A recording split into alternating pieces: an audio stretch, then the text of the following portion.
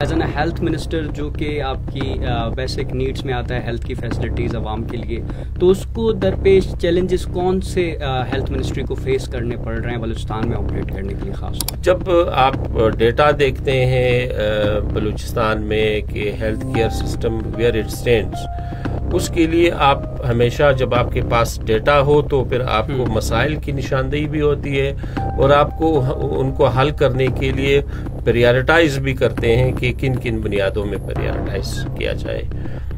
मैं बार बार ये कहता हूँ कि इससे पहले हेल्थ पे जिस तरीके से साइंटिफिक बुनियादों पे काम होना चाहिए तो वो इसलिए नहीं उन्होंने किया कि वो डेटा कलेक्शन का जो मैकेनिज्म है, अगर मैं ये कहूँ कि we don't have the accurate data